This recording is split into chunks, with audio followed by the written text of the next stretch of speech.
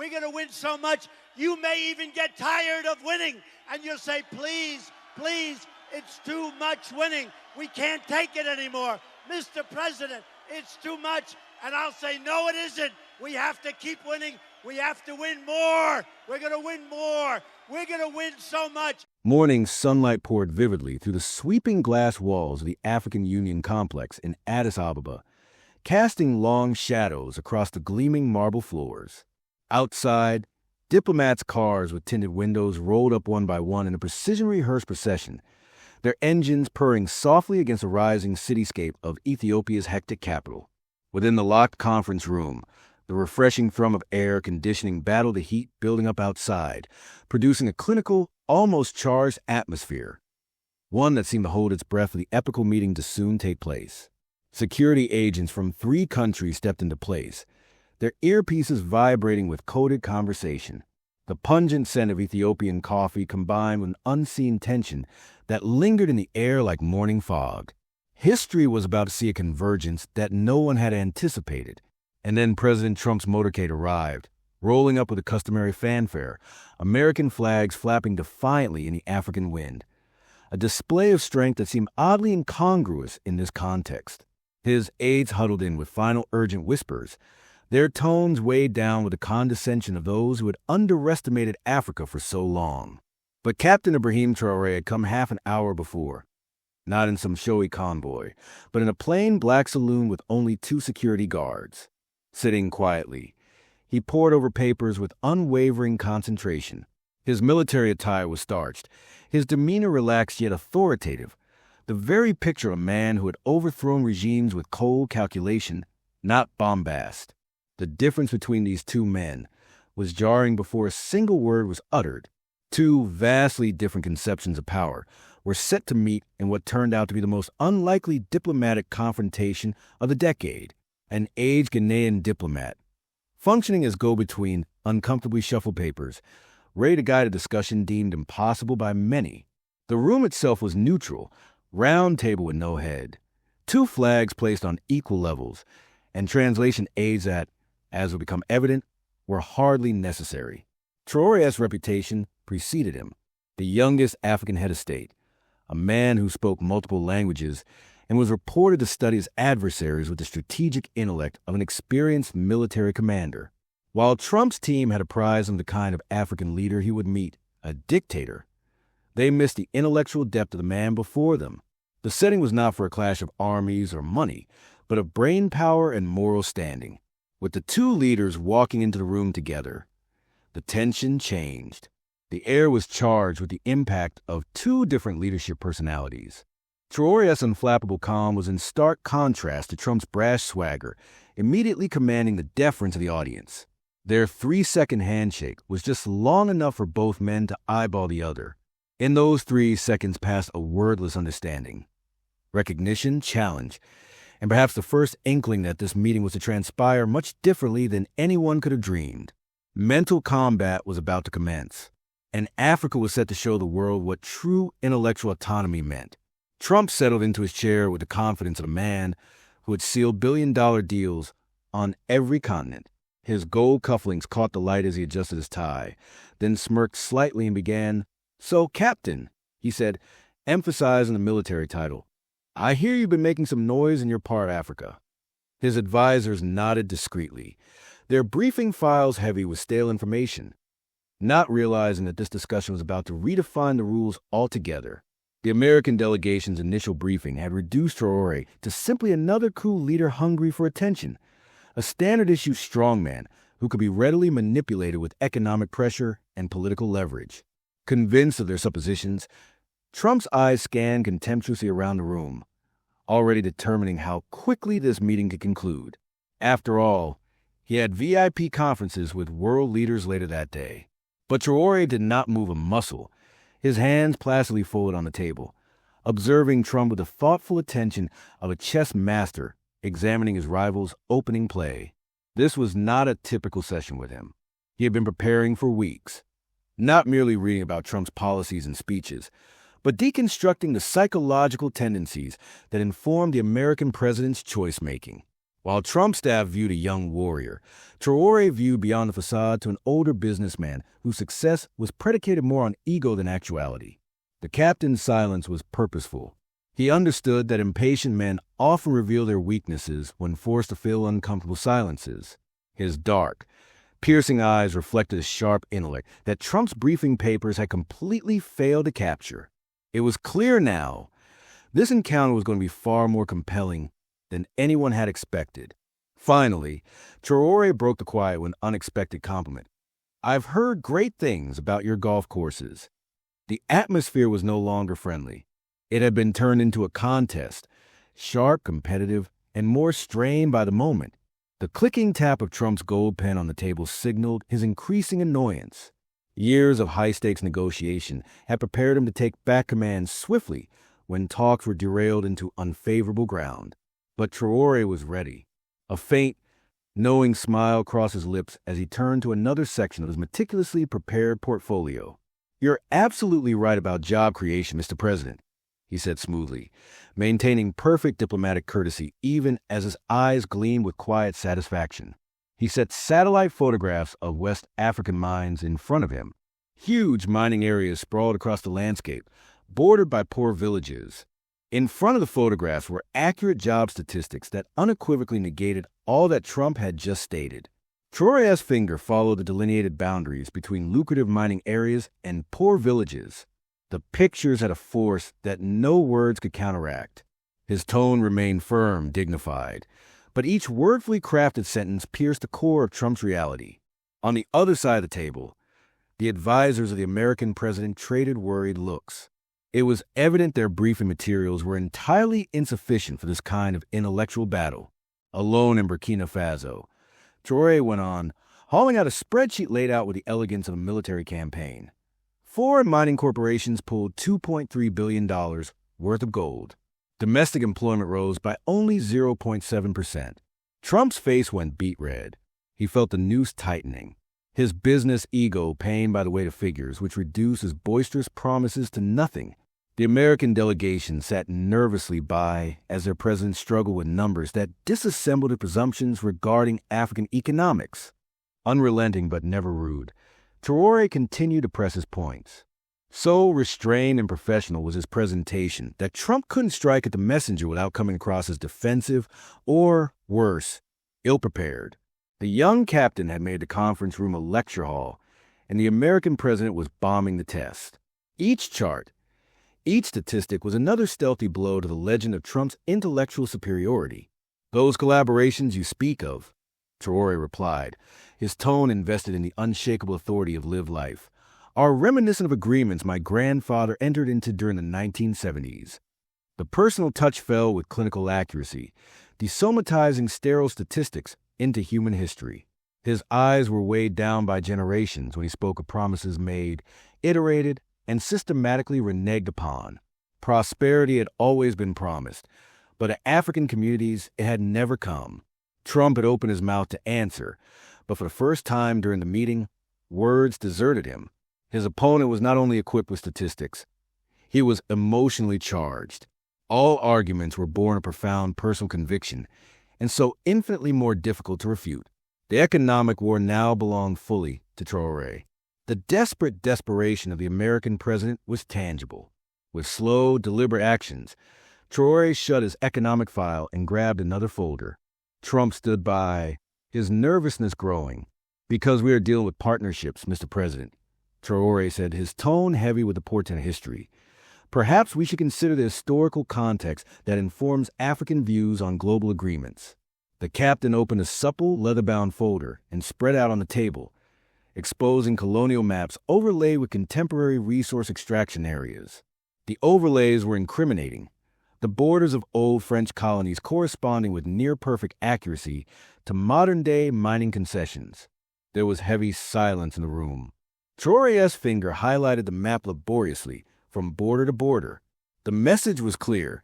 The old habits of exploitation had never really gone away.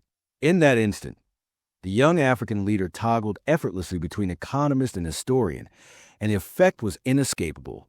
The room grew quiet, the subdued authority of Traore filling the air between them.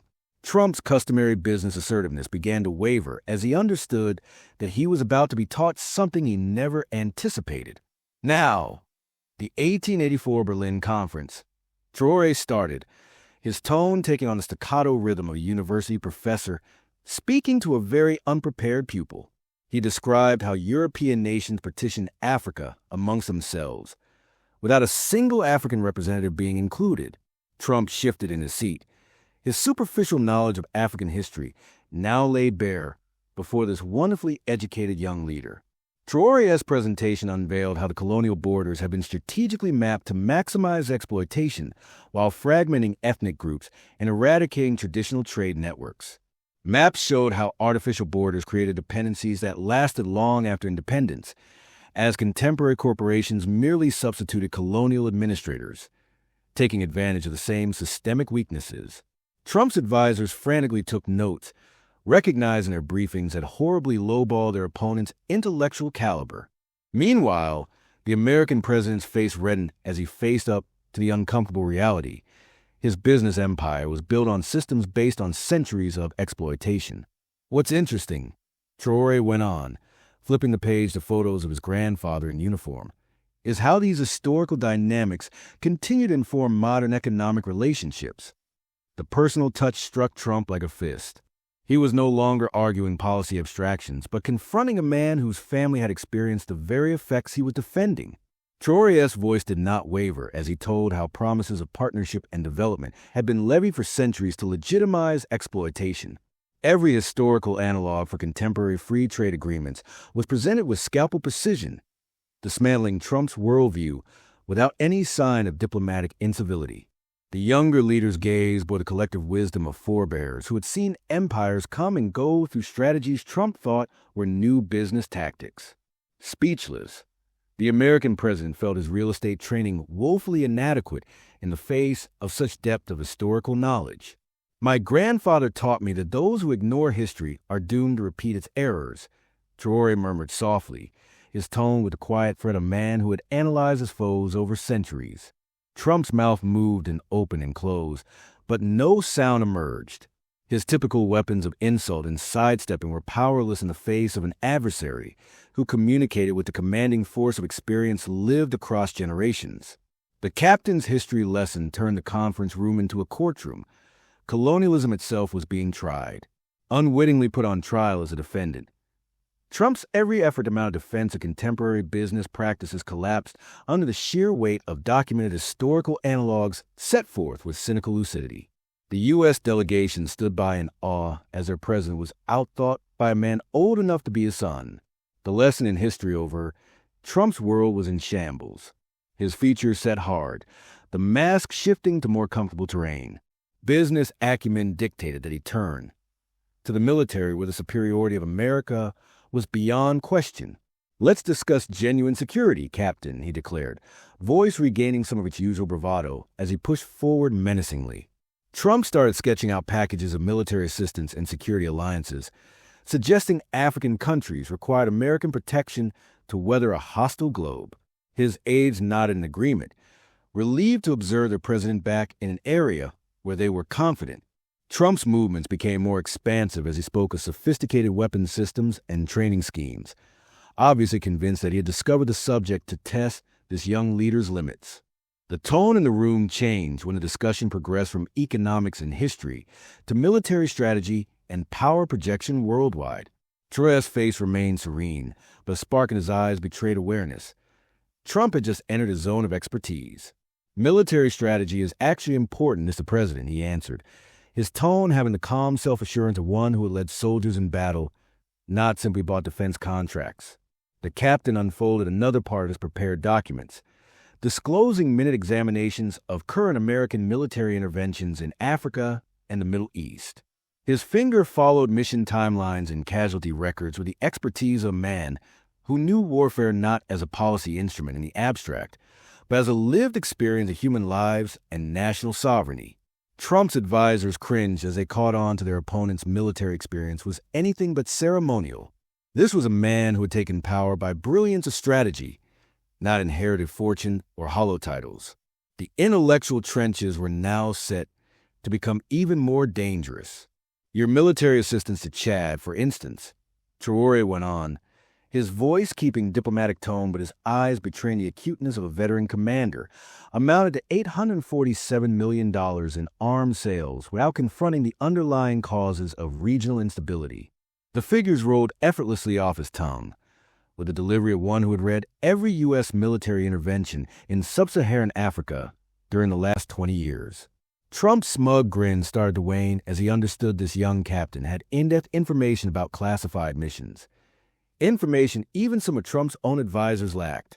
Traore's presentation revealed how American military assistance tended to draw out conflicts instead of ending them, fostering dependencies which benefited the makers of arms more than African security needs.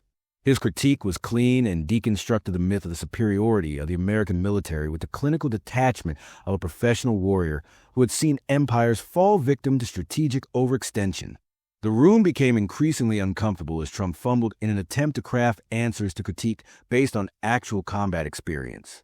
The fascinating contradiction, Traore noted, his voice switching to that of military academy drill instructor scolding a wayward cadet, is the way the world's most costly military continually struggles against enemies who know their own terrain far better than foreign advisors could possibly grasp. Every phrase struck like artillery, directly hitting the underlying vulnerabilities in American military doctrine as applied to African war. The captain addressed him with the assurance of a man who had personally outmaneuvered troops trained and outfitted by great powers. His victory was founded upon strategic acumen, not technological advantage. Trump's face whitened with each second as he faced the reality. This adversary wasn't merely intellectually superior, was a tested war strategist who had bested foes armed with vastly superior resources.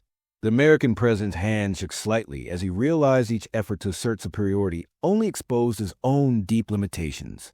Military strategy became another field where Trump was outmaneuvered by a man he had written off as another African coup leader.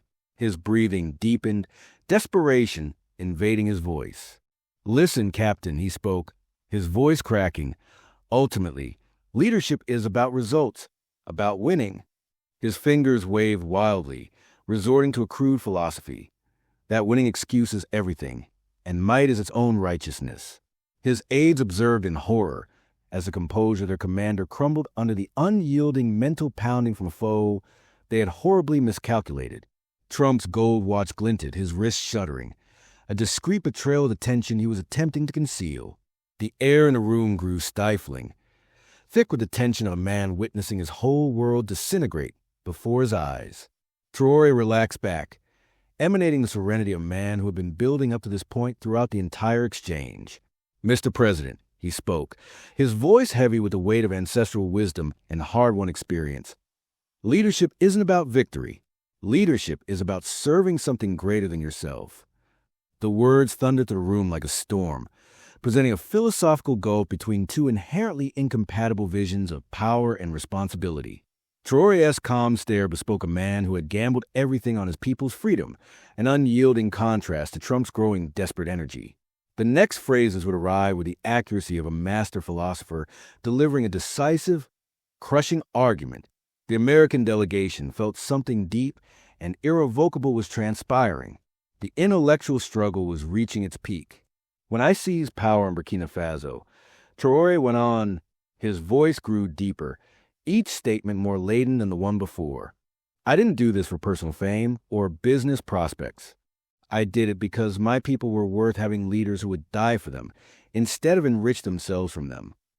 The gap between the two men's philosophies had now widened into an unbridgeable divide. As the captain discussed sacrifice, duty, and the reverent role that accrues from having authority over human lives, Trump's face contorted. He was looking into a world vision he could hardly understand, one in which greatness and leadership equated to service, not mastery, where it was gauged by liberation won, not material accumulations. The words of the young African leader resonated with the ring of truth of one who had literally put his life on the line for principle. Trump's business triumphs, by comparison, seemed shallow, deathless symbols of self instead of selflessness. Every sentence from the captain struck, like a sledgehammer, at the very heart of Trump's conception of leadership. The room halted. The silence was palpable as the moral dichotomy became inescapable. You talk about winning, Mr. President. Traore's tone now bore the weight of a man who had battled and triumphed. The only fights that really count, those for human decency and national sovereignty. But what have you really won for your people, apart from division and debt? The question dangled there, waiting to fall. The entire room understood Trump couldn't respond. The moral gravity of the captain filled the gap, making Trump's gold-plated success seem like toys for children compared to the weight of true leadership. Trump's mouth moved, but words did not form. For the first time, he seemed to understand that his entire life had been spent accruing symbols of achievement without ever laying a hand on the substance of it. The blow was surgical, stripping away not just arguments, but pride. This wasn't about intellectual loss anymore. It was about spiritual bankruptcy, and the battle was nearly over. Trump's hands shook. Sweat rolled down his forehead. His usual arsenal, insults, slogans, deflections, was useless here. "You don't understand," he stammered, his voice cracking under strain. "I've built an empire. I've created jobs. I've made America great again." The words rushed out quickly, wildly, like a drowning man clutching at water. His advisors watched in dismay as the assurance they had established their trust upon disintegrated before their eyes. A gold pen fell from his shaking hand and hit the table, the metallic ring shooting through the tense air. Traore remained frozen. His black eyes showed a combination of pity and disillusionment. When he finally broke his silence, his voice was measured, nearly paternal. "An empire founded on the misery of others is not achievement. Mr. President, it's a tragedy." The words are a punch. Each syllable peeled away at Trump's final shreds of defense. And the captain had a long way to go. "Your greatness," Traore continued, his voice now carrying the finality of history's judgment, "is measured by how many people you've exploited, not how many you've liberated." Trump's face flushed crimson. His breathing turned ragged. He fumbled for his old tricks, mockery, diversion, but they were useless here. The captain's calm, unshakable presence was a shield no insult could pierce. The air was thick with the feel of a courtroom, and Trump was a defendant without defense. His lips parted, then closed again silently, his brain a jumbled mess. His gaze snapped around for assistance from his advisors, but they stood there numb, spectators to the collapse of their leader. Within the space of an hour, the metamorphosis was complete. From self-assured deal maker to shattered man, Traore checked his watch. The knockout blow was imminent. "You have 3 minutes," he said quietly, "to explain why Africa will believe in American leadership when your own people are deserting you." Trump's eyes grew wide with fear. This wasn't a debate anymore. This was countdown. The captain clicked his finger once on the table. The clock started. "I constructed my companies," Trump began, his voice cracking like frozen water under pressure. His sentences collapsed halfway through a breath, words expiring in his throat as Traore's eyes pulled apart each facade he had ever held on to. His fists waved in midair, grasping for the non-existent arguments. 2 minutes left, the captain declared. His tone was steady, but in the quiet, it was like a judge delivering a verdict. Trump's respiration became labored. The only words he could muster were incoherent monologues about golf courses and TV ratings. The room saw decades of self-mythology disintegrate in real time, destroyed by moral truth in less time than it takes to make coffee. The captain had delivered a psychological knockout so thorough that the president could no longer distinguish his business boasts from his political failures. 1 minute, Traore said. The silence constricted around the room like a noose. And then, time. The single word landed like a gravestone slamming a coffin shut. Trump slumped in his chair, mouth agape, eyes empty. Whatever battle had remained was gone. The captain snapped his leather portfolio shut, a soft sound that struck the room like thunder. His work was done with the cold calculation of strategists who had mapped out each step months before the two men sat down together. Trump's advisors gazed at their vanquished leader, aware that they had just watched something more profound than a diplomatic encounter. They had watched a symbolic reassertion of African dignity, handed down with cool, unbreakable determination. Traore stood up with the dignity of a soldier who had seen his service. And as it departed, the hush in the room was not so much the lack of noise. It was a reverberation of a history being rewritten. Down the halls of history, this would resound, denoting the conclusion of a period when Africa might be dismissed, underestimated, or talked over. The youthful leader's poise remained intact, but tension filled the air as the unmistakable feeling hung that something monumental had transpired. This was not a personal victory. It was a day Africa took back intellectual autonomy in front of the whole world. The Ghanaian diplomat sat stunned, decades of negotiation behind him, yet utterly ill-equipped for what he had just seen. A total disassembly of an adversary's philosophy, laid bare with surgical care and unbreakable moral authority. Trump's breathing had become shallow, his eyes empty, staring at the table before him. His brain grappled with making sense of the destruction of all he thought of himself and his role in the world. His advisors around him shared quiet, shocked stares, already doing the unthinkable. How to tell the world that their president had been mentally and morally defeated by a young African leader they had earlier dismissed as irrelevant. The room was filled with only the air conditioner's hum, a mechanical whine that struck as ridiculous against the tectonic shift that had just occurred. Global power had shifted, and not one person in that room comprehended its ramifications. Traore was not as alone. It was a sign of a new generation of Africans, leaders who would never submit again to Western intellectual colonialism. The restoration was complete. All those present knew the world had changed. "Gentlemen," Traore stated, his voice firm, bearing the weight of someone who had just demonstrated that intelligence, preparation, and moral conviction could overcome wealth, power, and arrogance. "I think this meeting has fulfilled its objectives." The words were for the room, but his gaze lingered on Trump's bent shape, full of a soft pity that hurt infinitely more than rage. He collected his papers with slow, deliberate movements, the measured assurance of a man who no longer needed to prove himself. His military uniform seemed to weigh the weight of centuries, ancient African empires, liberation battles, and the long journey to this very place. The American delegation remained silent. Their fantasies of African leadership had exploded within minutes. The dignity stripped from a whole continent over centuries was being reclaimed, one decisive, unanswerable fact at a time. At the doorway, Traore stopped. He turned back to make one last pronouncement, words that would cause waves in diplomatic circles for decades. "Mr. President, Africa is no longer waiting for your permission to be great. It was a call to independence, not for one country, but for a continent. Not the end of a conference, but the beginning of a new era in the annals of history, where right stood taller than the might of guns or the power of money." Trump's head was still bent in silence, an unspoken recognition of absolute defeat. The door creaked shut behind Traore with a soft click, but the sound was that of a chapter in history closing. In that moment, African dignity had been reclaimed and American arrogance quietly buried. The war was won. The winner was evident.